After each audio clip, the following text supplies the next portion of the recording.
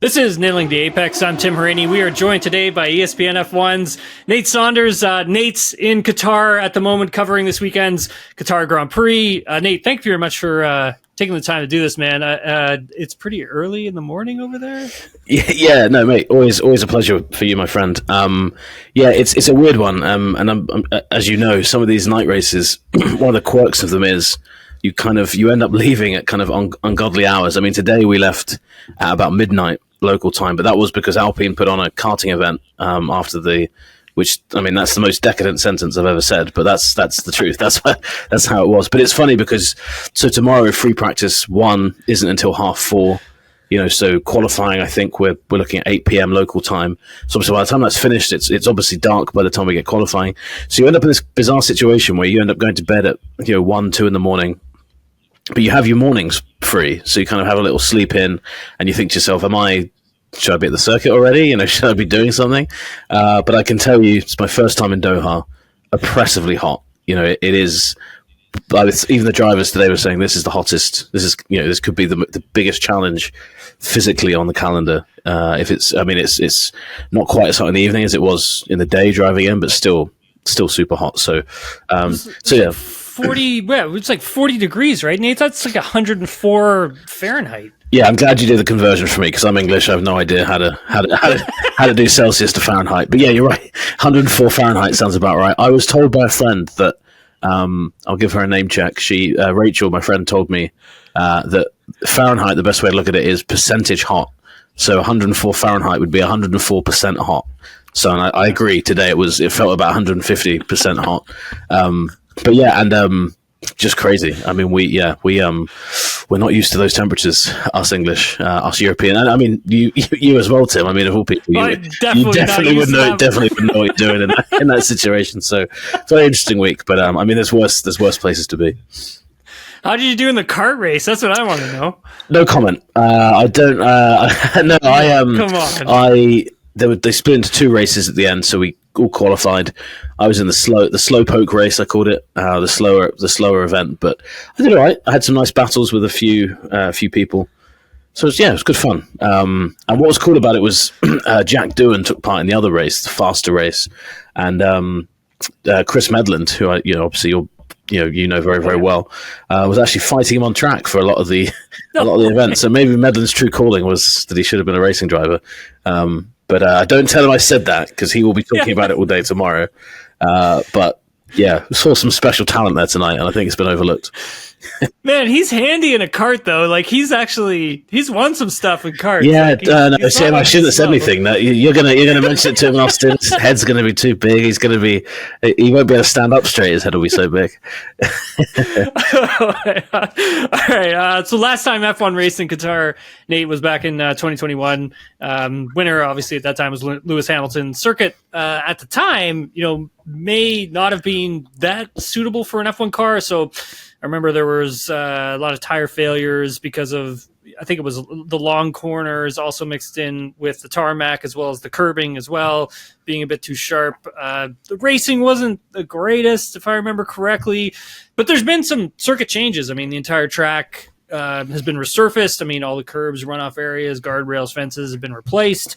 The FIA says, quote, with all the changes, it is considered to be a new circuit. So there's also been changes in the paddock as well. I was looking at some of the pictures. Man, it looks like I think like Will Buxton put it perfectly. It's like a shopping mall. Mm-hmm. It's impressive at night. I hadn't heard that quote, but that is quite accurate. I can't really compare it to what it was before because I didn't do the race in 2021, but I have been talking to other journalists, and it does seem that the facility is very impressive. I think of all the facilities we go to, the Middle Eastern races really stand out. A lot of work goes into, and you always get the impression that the races in the Gulf are trying to one up each other. So now I wonder which race will now say we're upgrading our facilities now. But yeah, they've done a lot of work on it, and as you say, it was 2021. They came quite late for Formula One. That year. If you remember, obviously coming out of COVID, they were still looking for slots on the calendar. It was very much has always been a motorbike race circuit. And that was very apparent, wasn't it? As you mentioned, I think it was 3 failures on different cars in 21. Yeah. And that was kind of a byproduct of the way the curbing is. Curbs for motorbike races, very, very different curbing for four-wheeled car races. So yeah, one of the question marks coming in for some journalists, it was a question that was asked by some people today, was kind of what's that going to be like with the new curbing that they've put in, and the tarmac. I'm not sure how much of an impact that's going to have, but the new curbs they've put in, drivers are never really happy with curbs, and this is one of those circuits where, sadly, the main issue is because of the nature of it. It's built in the middle of the desert. Track limits is going to be a buzzword all week. It's not like Singapore where the track limit is the wall. It's the track limit is a huge long runoff area, and that's the case pretty much all over the place. So, the curbs are there, but drivers hate them, and they'd just rather put a wall there, and it will be we kind of get to the cycle of a story, don't we, when it's like this? Yeah, I think like Yuki Tsunoda also mentioned something about the curbs still being a little bit rough. I think he said they were like floor destroyers or something. That's right. It was a good quote. Good quote. He joked that like all the teams are going to need a lot of floors. This week, but most of them only have 2 at this point. So, but again, with a sprint race weekend, that is quite an interesting part of it. If you obviously these weekends more than anything are kind of risk reward. It's about balancing that thing together. So with that added element to it, if you mess up early, especially if you mess up on qualifying on Friday, you've got another qualifying session, the sprint and the race, where potentially you've jeopardized the setup of the car. So it does add a little bit of jeopardy and fun into things. Yeah, listen to some of the drivers. I mean, today during the media day, I mean, some of them were just saying big commitment corners there at that track as well. It's fast, it's free flowing. It's a driver's track at the end of the day, kind of by the sounds of it, but it also seems like it'll be a little bit more difficult to pull off a pass. There's only one DRS activation area, and it's not the longest either, right? And there's not a lot of heavy braking areas either. So yeah, I think it'll be, I don't know, Nate, it may be a tough race to watch. I don't know. I think you're right, mate. And I mean, maybe the sprint race will be better, but not one that I think will be exciting. 21 wasn't great. And you're right, it's a lot of medium and high-speed corners, and obviously the way tracks usually flow, you need some heavy braking stuff, some slow-speed corners in there to kind of mix things up a bit. So hope I'm wrong, but I think, I think it's a safer bet to say the race won't be great. But hopefully, I mean, we've had a good run recently, so maybe I'm wrong. Max Verstappen, though, can become 3-time F1 Drivers' Champion this weekend, and he needs just 3 points on Sergio Perez. He can do it on a Saturday. So cool little tidbit here, which I looked at today by mistake, is that there's the last driver to win an F1 Championship on a Saturday was the father of Max's girlfriend, Kelly Piquet. Nelson Piquet did it in 1983 because the South African Grand Prix that year was held on a Saturday. So very, very small and irrelevant piece of F1 trivia for you there. But, nice little link to like, who I assume will be his father-in-law at some point. So would this mean that he would be like the second driver ever to win a championship on a Saturday? I'm not sure about ever. Is that correct? I'm not sure about ever. Okay. Before, I'd have to look into that, but definitely 40 years. Because obviously, and this is why, if we really kind of pull at the thread, the sprint race was kind of, I guess controversial is the right word, why people hated it so much, because it does completely change the fabric of an F1 weekend when you have it. Not massively, because you're only talking about 8 points, but when you get to a consequential part of the season, suddenly 8 points, it can dictate a championship. And people forget that in 2021, those sprint races, I mean, I know that all those sprint races, it just so happened that in the race themselves, Max and Lewis were colliding, but there's only 3 points available for the top 3 then. So it felt, it didn't feel as much of an impact. I don't think it's any bigger when there's only 5 more points on offer, but when you get to this point, it can be. So I think it's a bit of a shame, personally. I don't know what you think, if it's kind of, because I feel like it's a bit underwhelming if you win it on a Saturday. Yeah, I totally agree with you. It just doesn't have that, there's just no build up to it, right? Like, I definitely agree with what you're saying.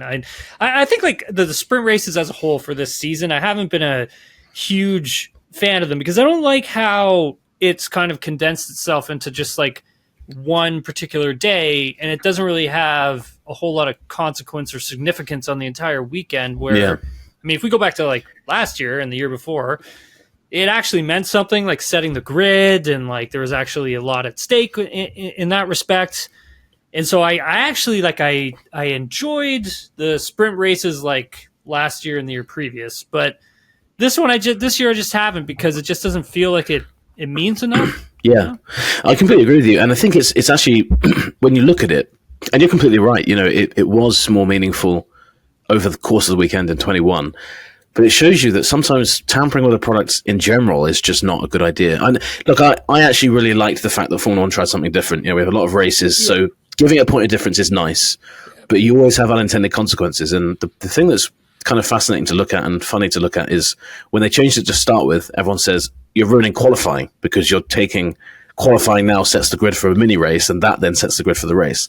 So they say, okay, we'll change it so that now qualifying is on Friday. And like you say, Saturday is now standalone for the sprint. Then we get the race. And then you get a lot of people saying, "Oh well," and I agree with you actually, Tim. So I'm not taking a shot at you here, mate. But you just for the avoidance of doubt, because I didn't. Bring it on. Yeah, I'm just out here just taking shots, just absolutely. You're catching strays left, right, and centre. But you rightly say, Saturday suddenly becomes a standalone day, and it's you kind of get the high of qualifying on Friday, and then you get that kind of you qualify again on Saturday morning for what's a shorter race, and usually, especially a season like this, you're like, well, Max is probably going to be out there on pole, and then I don't know. You see a little race, and you get to Sunday, and it's it's different for us at the circuit because we're kind of just there, watching it, reporting on it.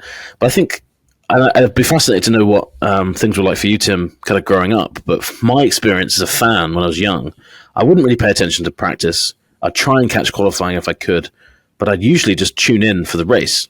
And I think a lot of F1 fans probably still tune in just for the race, or they'll put it on. If you put the race on Sunday and they're saying Max Verstappen, the world champion, you'd say, hang on a sec, like I missed that yesterday. I couldn't watch. I don't usually take time to watch F1 on Saturdays, or I can't do it Saturdays. I pencil some time in on Sunday or whatever. So it is a shame, and I'll be really fascinated to see if he does win Saturday. I mean, I say if. I mean, it's very likely he'll win. Just what the reaction is to that, how much pickup it gets.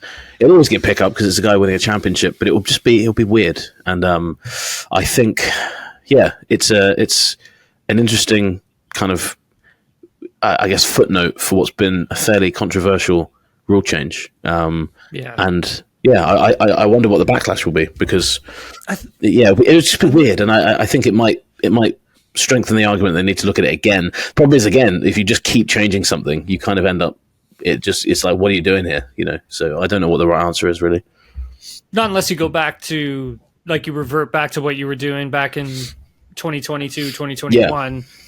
Not unless you do something like that. And then maybe not have as many sprint races as well. I mean, I think, what do we have, 6 this year? 6 this year. And obviously it was 3 in 21 and 22. I've got to say, actually, I like that. I'll plug, I like 3. I'll plug something that Carlos Sainz said on, I think it was the P1 podcast he was recently on.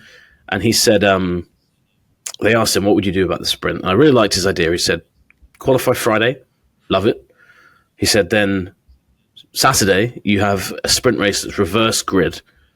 So you give points out, it's reverse grid, you increase the points that are on offer, so the smaller teams fight, the bigger teams are like, well, there's points here if we nail things. You haven't diluted qualifying by having it a second time on the Saturday. You haven't, the Saturday suddenly becomes must-watch TV because you're like, wow, like Max is last, but, he's got to get past, the Ferraris look fairly quick here. He might not be able to get past them. Like, what will traffic be like?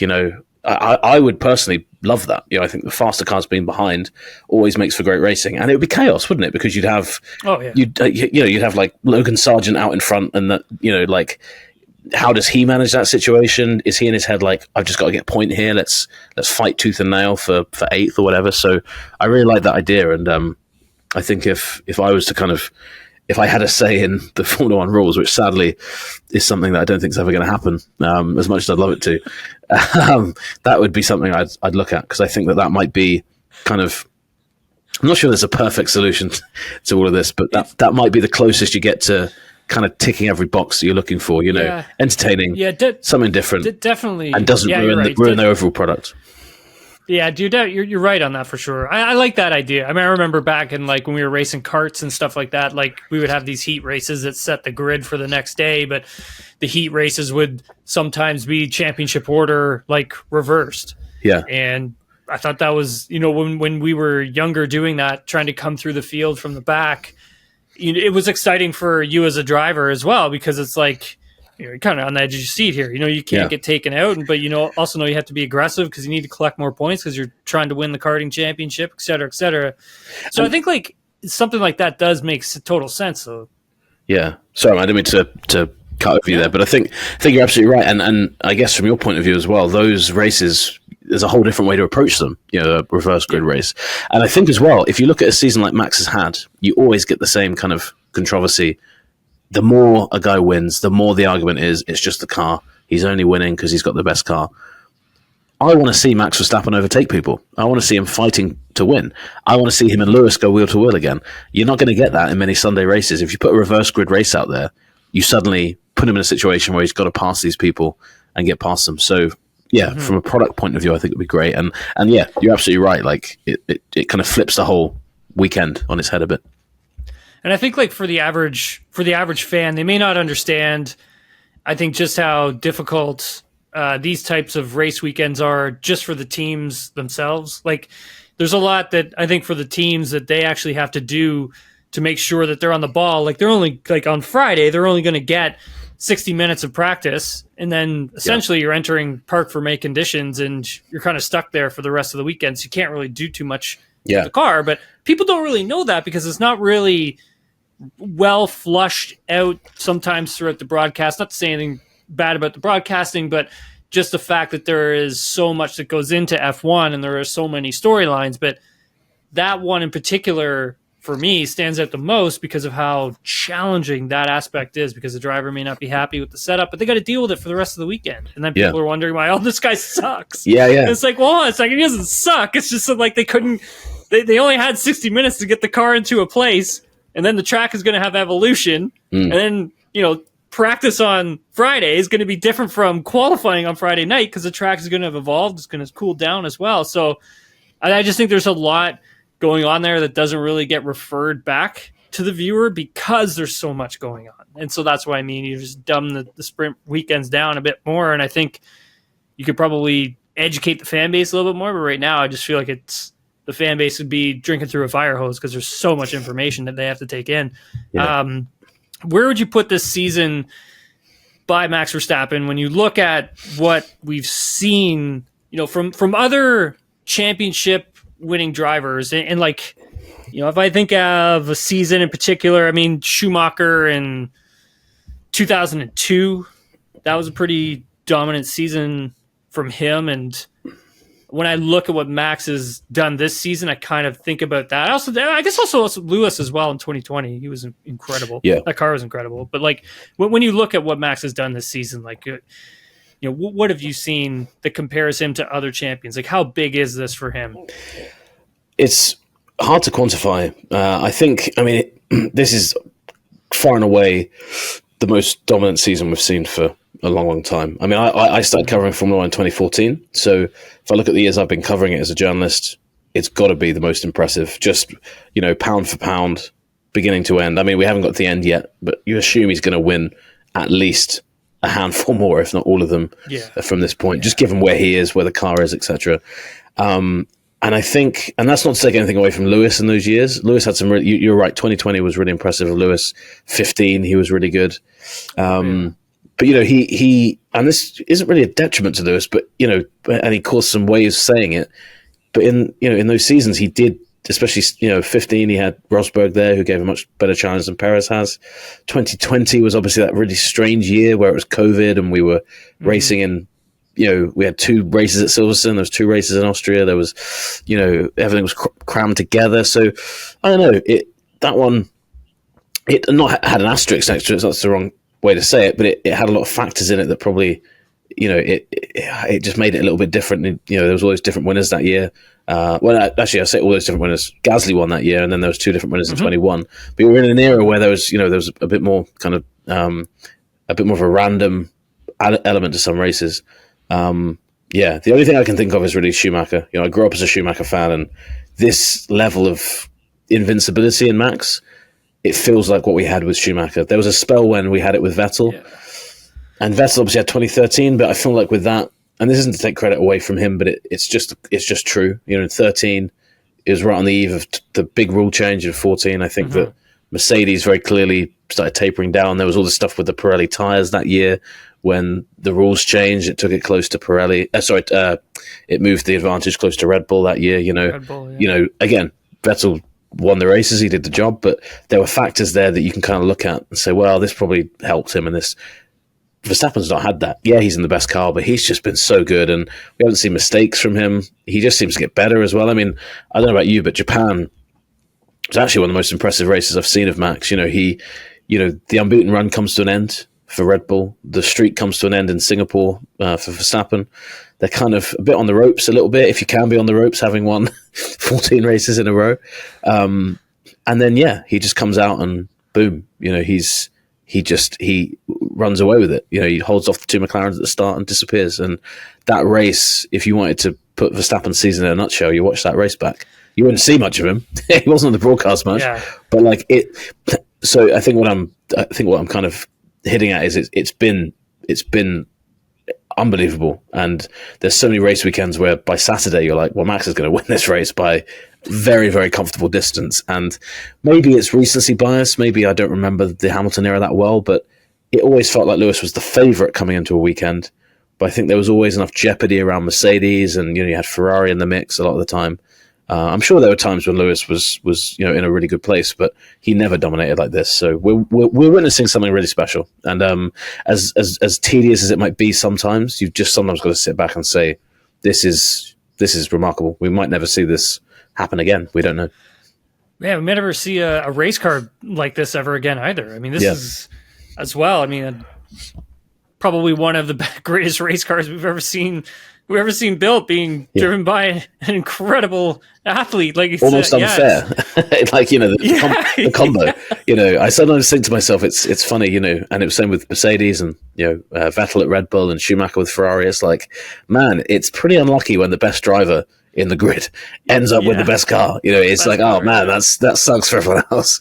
But it shows you why those guys. It shows you. Just as a quick aside, one of the things that frustrates the hell out of me is when people say it's just the car.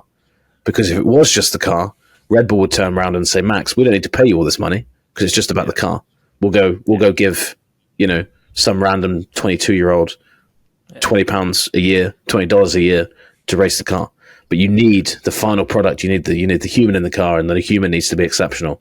And Max Verstappen is exceptional. You also need that human to be peaking too, right? Yeah. Like both of those two things, they just really need to come together at the exact moment for you to get like domination like this. And it is what we're seeing. I mean, Lewis Hamilton even feels like Max has done an exceptional job, is what he had said today. And I mean, when Lewis Hamilton is saying something like that, I mean, that's you're on to something good, right? So I think at the end of the day, like we're going to look back on this, and like for some fans who are maybe bored by it, or some fans who don't like it, in 20 years from now, we're going to look back and be like, wow, remember how incredible that was? Like, woo. And I've got to say as well, from Verstappen's point of view, I'm pleased he's had this year to dominate in this way, actually, because 2021, as amazing as that season was, no one's ever going to talk about him winning that championship without talking about Michael Massey and Abu Dhabi, and fairly so, because a mistake was made at the end. That race shouldn't have ended the way it did. Lewis on that day should have won the race, should have won the championship. I'm not saying Max didn't deserve to. That was fact. 2022, there was all the talk about the budget cap, a lot of talk, even though it wasn't a huge overspend in the grand, in the grand scheme of things. Still an overspend. They still overspent, so you could still point at Max and say, "Is that title legitimate?" Again, I'm not saying it wasn't, but critics could say that. This year, there's nothing. There's nothing where you can point and say he doesn't deserve it, or it's not a fair title, or put an asterisk next to it, or whatever it is people want to say. He's come out and he's won it in the most dominant fashion we've seen for years, and no one can stop him. And, he deserves that. He deserved to have that moment to show everyone, this is how damn good I am, and you'll just have to watch me win for as long as I win. And that could be for a few more years. Who knows? But yeah, you're right. It's just about enjoying it. Verstappen was speaking with F1 earlier on Thursday, and he did confirm that he will someday compete in the 24 Hours of Le Mans, but it would have to be in a car that has a chance of winning the whole thing. Like he's just the way he even he even talks innate, like he always gives it to you. He always, I've had a couple interviews with him this year. He always gives it to you straight. Yeah.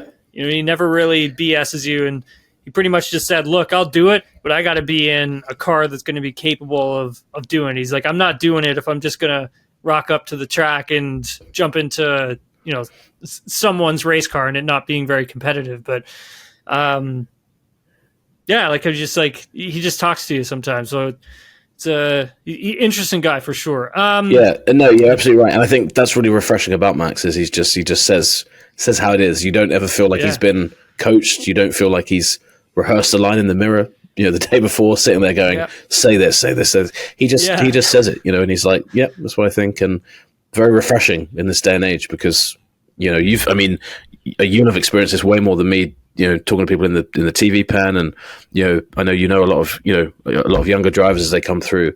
Some of these guys get really protected by PR teams, and I understand the reasons why. But Max, he just Max lives in the world of Max, and if you don't like it, he's just like he said in Japan. What was it? He said, "Suck on an egg."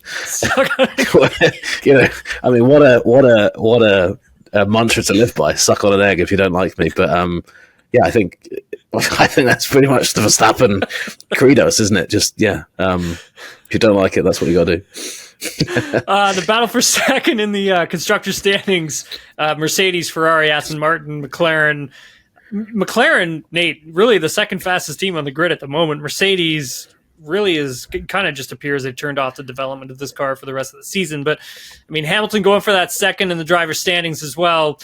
I mean, what do you make of Lewis's comments after the Japanese Grand Prix where he said, the team needs to have, and I'm paraphrasing, the best 6 months of development that they've ever had? What do you think about it? What does that say to you? I've discussed it a lot on the pod before, but I want to get your take on it. It was quite a challenge, wasn't it, to his team? Yeah. It's a guy who's, and I don't think it came from a negative place. I don't think it came from a place of, you've got to do this for me. I think one of the things that, we were just talking about Verstappen and what it takes to win. Another part of winning is having that mindset of being the best and constantly striving for perfection. And Hamilton, you can talk about all kinds of things about why Hamilton won the championships he did.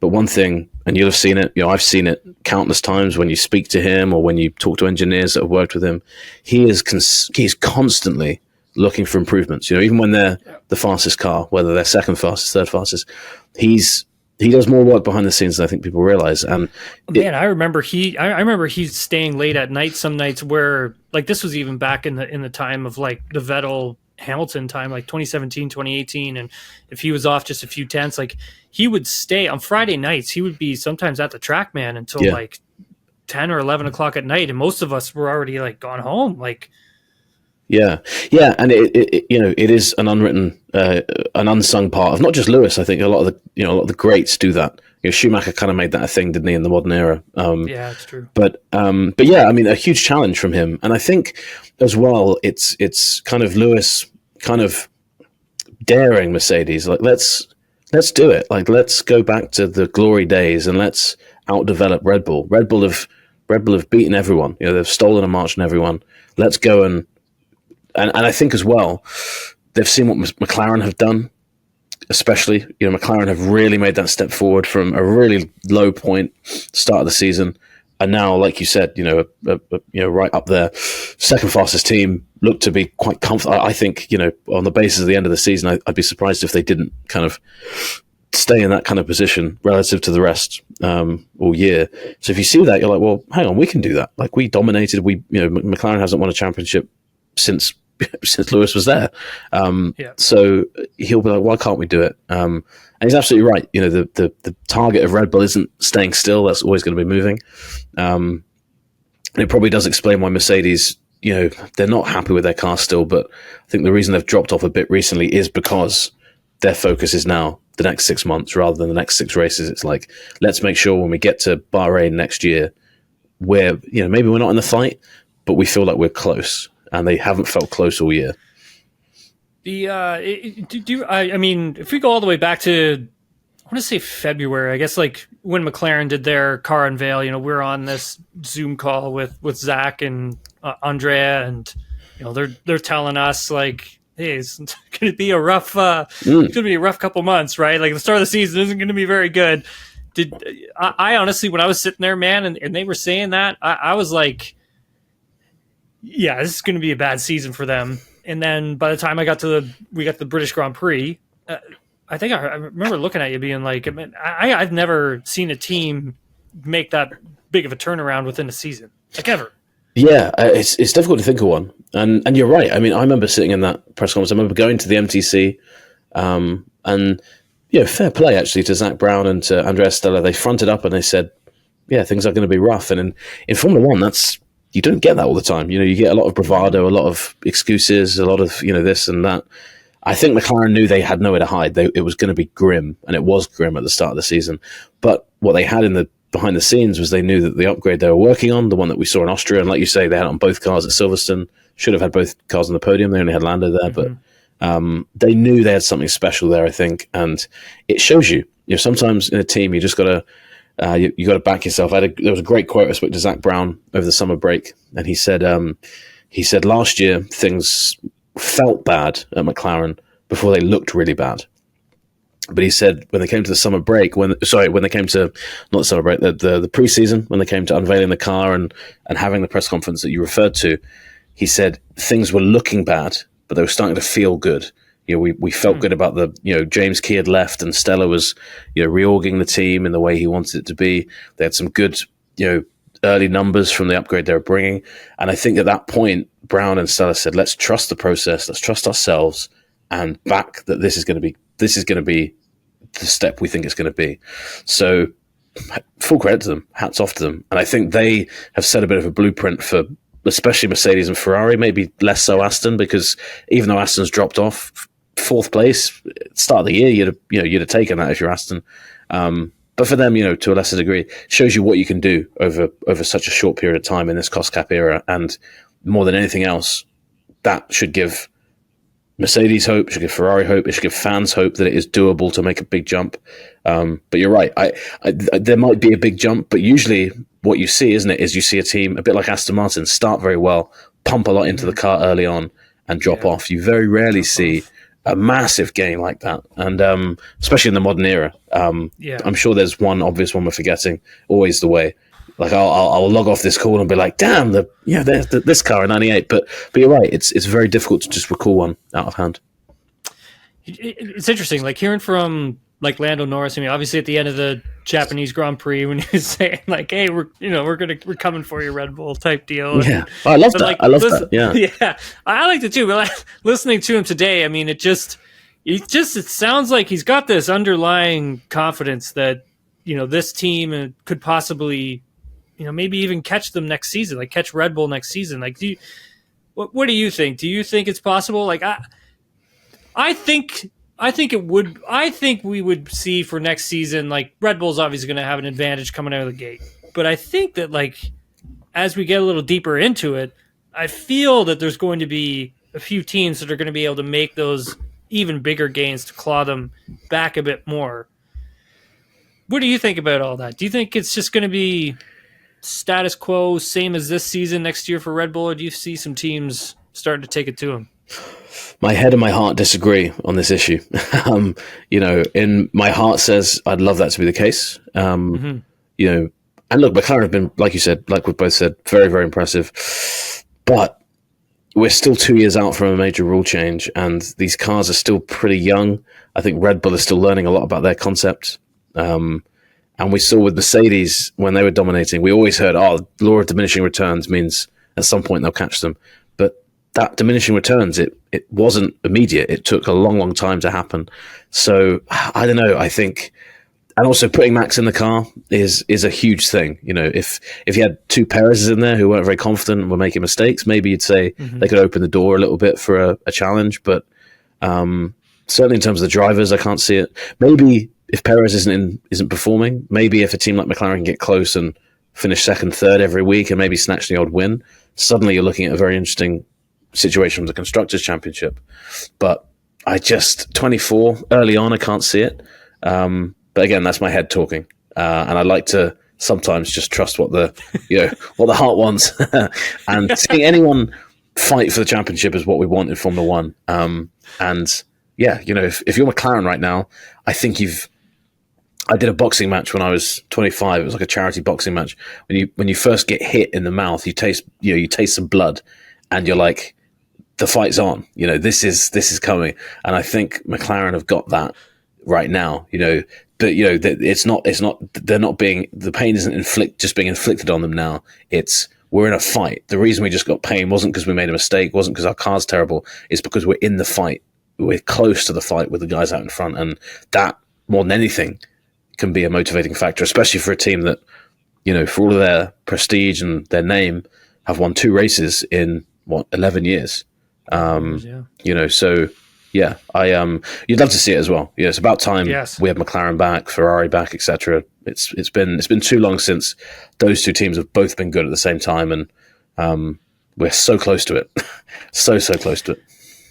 On Monday, I just want to move over to the Andretti Global stuff because I know we don't have too much time with this. So on Monday, the FIA approved Andretti Global's application of interest to enter a team into Formula One, and we talked about this on the podcast a few days ago. So if those of you want to watch or listen, you can just go back in the episode catalog. But been on this story for quite some time now, so I've gotten to kind of see how all of it kind of has played out firsthand, much like yourself. This isn't a done deal, right? Like, just because the FIA has granted an approval, I mean, Andretti still needs to come to the table and negotiate commercial side of things with FOM and Formula One.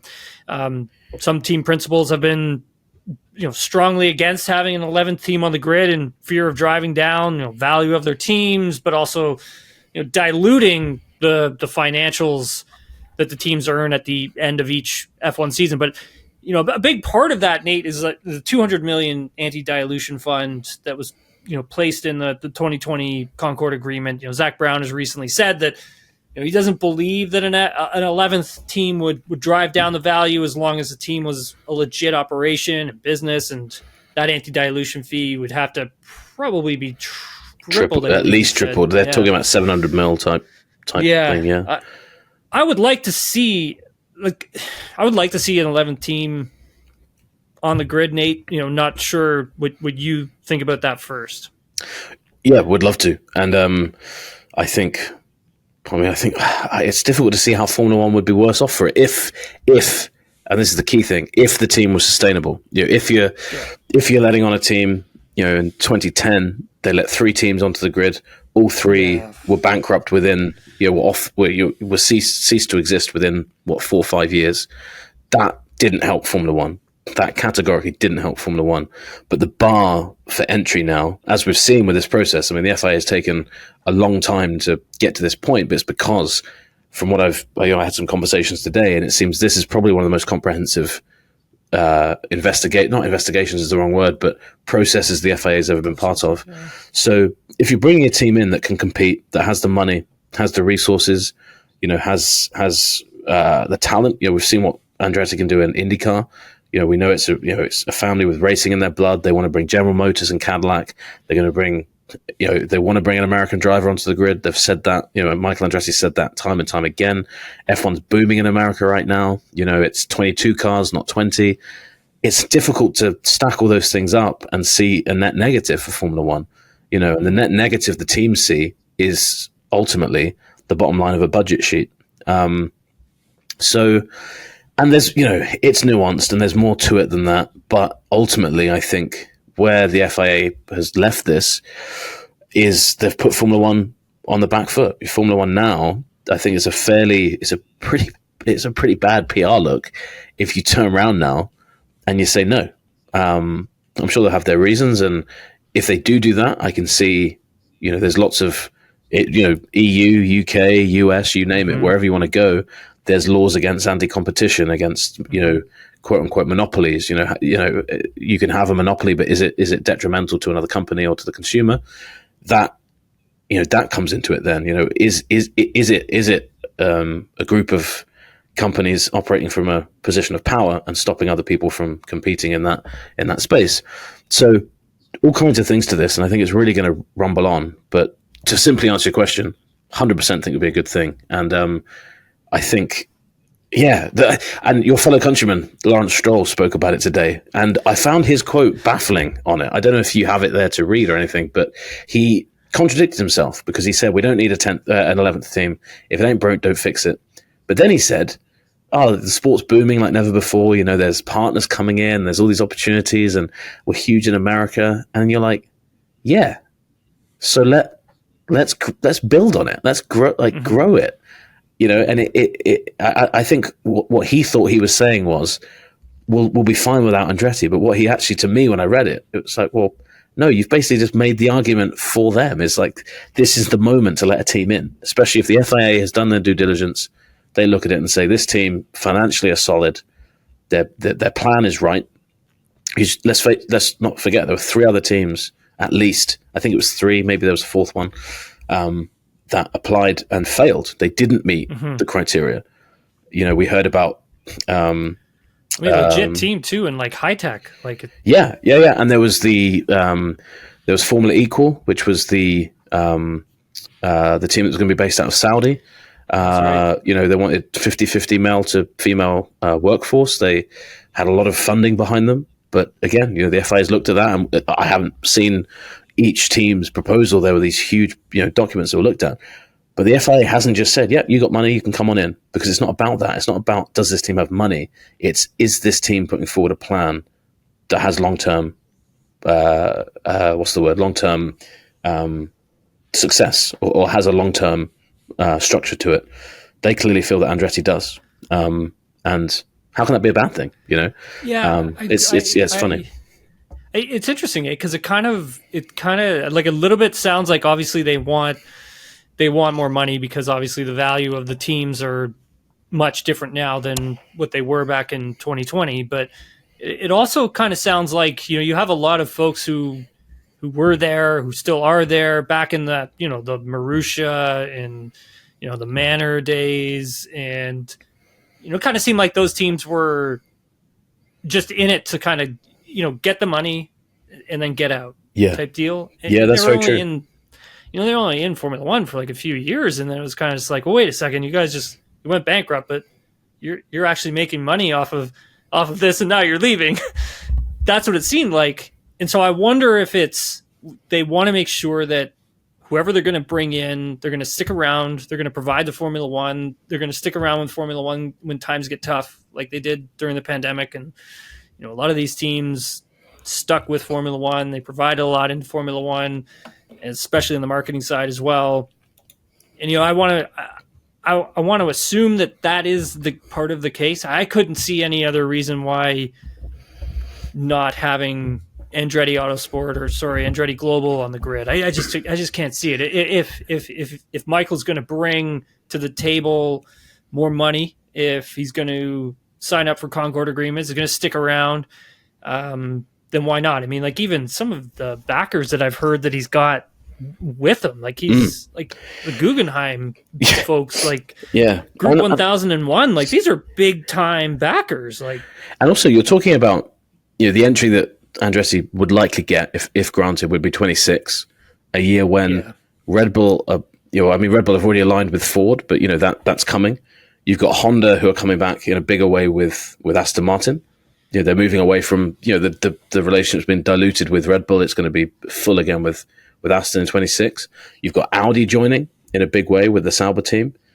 So you suddenly then got, well, we want Andretti and we want General Motors, we want Cadillac. I mean, there was a time when Formula One would have done anything to get some of those names onto the grid. You know, you're talking about having some of the biggest names in the car industry. You've got some of the, you know, just companies with just so much racing history, so much automotive history, and that's what Formula One's about. You know, it is about the personalities, but the personalities have to drive something.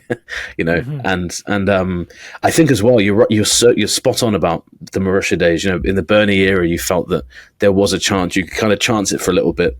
You know, to have a decent run with the team. There was also a bit more of a romance about the kind of the independent team. You know, like Eddie Jordan. You know, the Jordan team. You know, everyone loved that story. Difficult to do that now, but we now have a cost cap era. So I think that the bar now for a team to actually implode is so much lower, because not because they have to spend to a cost cap, but because everyone else is restricted to a cost cap. They're not gonna be 4 seconds off the pace every week. It's almost impossible for that to happen because the teams are now operating within such fine margins. Yes, Red Bull has not infinitely more money, but metaphorically speaking, infinitely more money than Haas will ever have. Yeah. But in terms of an F1 car, yes, Red Bull's probably always going to be ahead of Haas, but that gap now, you can see that it's come down. You can see the teams are closer in terms of what they're able to do year to year, and that's only going to improve as we get further into the cost cap. Mm-hmm. So I think that actually really lends itself to new teams, because you can come in now and instead of saying, well, gee, just to keep up with Ferrari, we're going to have to spend close to $1 billion just on the car in the first year.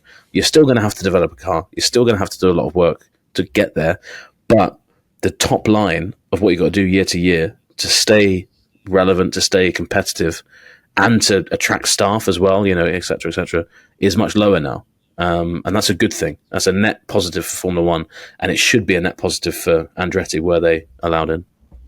And it's kind of like you look at Liberty and how strongly they pushed for the cost cap to kind of come in to make sure that these teams were going to be making money and not losing money, having value. And I guess it's kind of that American sport mindset at the same time, bringing that in and having these teams be like franchises. And now we can qualify them as franchises. Yeah, and so, definitely. I understand when Zach says, hey, this team that's coming in got to have strong value. They got to make sure they're committed, but at the same time, they've got to pay more for the anti-dilution, because that makes sense to me. Because if you apply it to, I don't know, like Toto Wolff, I think applied it to the Seattle Kraken, an NHL expansion team. Great name, by the way. Great name. They paid, their expansion fee was over like north of $600 million. And it's kind of like, okay, well, when you take a look at, that sport compared to that sport, Formula One is on the rise. It's booming, man. And that's talking about a sport that competes in one very specific market. It doesn't compete over the world. And you're right. I mean, the American sport example the North American example is perfect, because the NFL do it, baseball do it. They look at it and they say, well, okay, we're making money now like we haven't been before. Let's look at new markets. Where, in the NFL, it was Jacksonville and Houston. They said, let's have 2 more teams. Those 2 teams, they might not be the best teams in the history of the sport, but they've built good fan bases. They compete on a decent level. And if you didn't have them, the teams would be making more money, but would the overall product have improved? Arguably not. So I think Roger Goodell was in the paddock in Canada. He was actually speaking to the team bosses and to Stefano Domenicali in a big meeting there. And I do wonder if he kind of laid that out to them and said, look, we've done this before, and if you guys buy in to the sport getting bigger, you might think short term, hey, that's going to take money out of my pocket, but long term, your wallet's getting bigger, your wallet's getting fatter, and everyone wants in. And if everyone wants in, and you've been in there for however many years you've been in, you're in a great place. So hopefully common sense prevails, and I think now we're lucky that there's no timeline on this decision at the moment. F1 doesn't. If they had to make a decision at the end of this week, I'd be like, Andretti's never getting in, because they're not going to bring people around. But I think if minds start to change, if people start to soften their view, I think we could see a situation where Andretti gets in. I'm still very skeptical. I think that it's more likely than not that Andretti don't get in, because Formula One can turn around and say, and here's the other thing that people need to, sorry, I've been ranting at you, Tim. You've been sat there diligently listening to me. I love it. But the decision is Liberty Media's. It's not, Mercedes doesn't technically have a vote. They don't have a ballot where they cross yes or no. But that said, it's like they kind of have a silent vote in the fact that if one of the major shareholders of Formula One, whether it be a team, whether it even be a venue or a major sponsor, it wouldn't be, but let's say it was one of them, said, we have huge reservations about this. We don't want this to happen. Liberty Media could turn around and say, look, there you go. Not all of our shareholders agree. So it's going to be difficult to get everybody on board, but we've seen it happen in Formula One before. And I think now the PR side of it's going to be interesting, but I think there is time for things to change, but we're going to have to see that happening from within. whether it's Zach Brown, whether it's somebody else who sees the benefits. But yeah, that has to start happening quickly for my view to change on whether Andretti can come in. But it'd be a real shame if we lost this chance, because they've laid it up on a silver platter. The FIA, they're like, here's Merry Christmas. Here's a great team, great name. Yeah. And they did their due diligence by the looks. Easy for you to say. It wasn't. Oh man, say that 3 times fast. No, mate, hey, I mean, it's been a long day for both of us, so it's all good.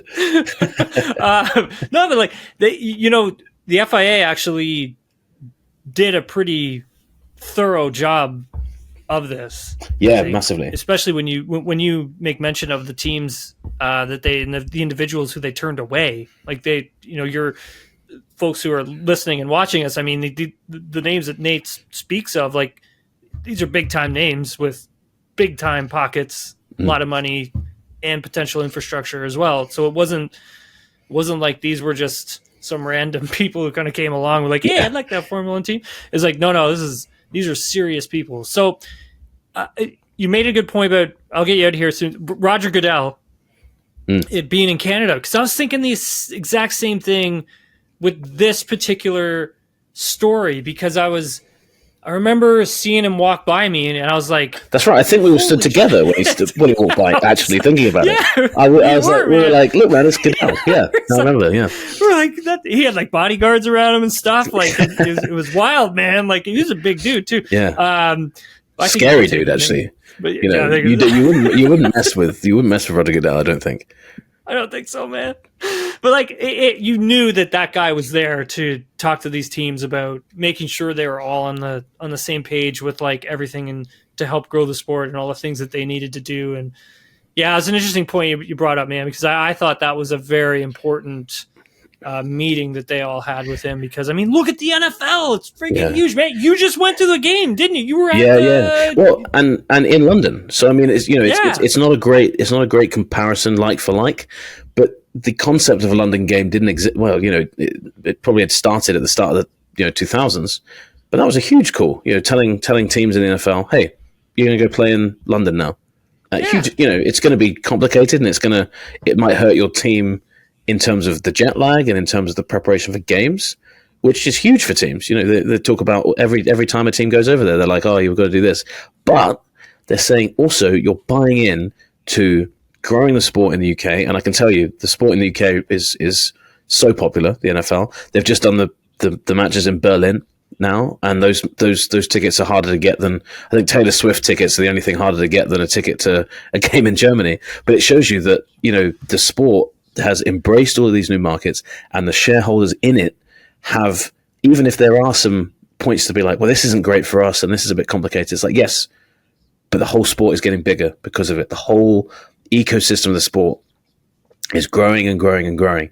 And all that means is all your concerns, from a business point of view, you're going to be better. You're going to be better off as long as you operate sensibly, as long as you keep doing your due diligence on your business practices, etc. You're going to be in a great place. And I think this Andretti situation, I think, is going to show us how much Formula One has embraced this Americanization that we always talk about, and how much the old F1 is still there. It's going to be a really kind of like, are you the new and improved Formula One you always say you are, or are the old kind of the Bernie era kind of, self-interest still there? And at the moment, I would say it's the latter. It's still, the leading voice. The team's still hugely influential, obviously, but we'll see. And it's a really hard one to call. I mean, this is now, I think, away from the driving stuff. This is now the big talking point in Formula One for the foreseeable future. And I think all of our listeners are going to be bored of hearing it after a while, but there's a lot riding on this, so there's so much to it, and you can keep picking at the thread and keep going for a while for a while with it. Nate, this has been great. Thank you so much for taking the time no worries, to do this. I really do appreciate it, man. It's great that I could finally get you on. This has been, for people listening, this has been, Tim's been so patient with me. I've been like, hey man, can't do this, can't do that. And yeah, man, I'm, like I said, always more than happy to come on. And I know in Austin we'll grab a beer At least one Absolutely. beer, maybe two. Maybe we'll stretch it to two. More than one, yeah. Yeah. The beer budget might stretch to two in Austin. Who knows? But yeah, let everybody know where they can find you on social media, and also what you're working on, and tell them where they can find your podcast as well. Sure, yeah. So my Twitter handle is @NateSaundersF1. I write on ESPN.com/Formula One, one of two writers covering Formula One. I'm on our Unlapped podcast with ESPN. I'm also on the Padhock, a separate podcast with Chris Medland, who I mentioned earlier, and Lawrence Barretto from F1.com. So basically, I just do all sorts of things and just force people to either listen to me or read my work. But yeah, please do give me a follow or a read if so inclined. So thanks for letting me plug all of that at the end of your show, mate. I appreciate it. Absolutely, man. Anytime. I really do appreciate you coming on, Nate. That's Nate Saunders for ESPN F1. I'm Tim Hauraney. If you want any more Nailing the Apex, you can get it wherever you get your podcasts. Please head over to Spotify, give us a 5-star rating and a follow. Same goes with Apple Podcasts as well. Write a review as it helps us grow the show. You can also watch us on YouTube, and we'll talk to you all at the end of the Qatar Grand Prix.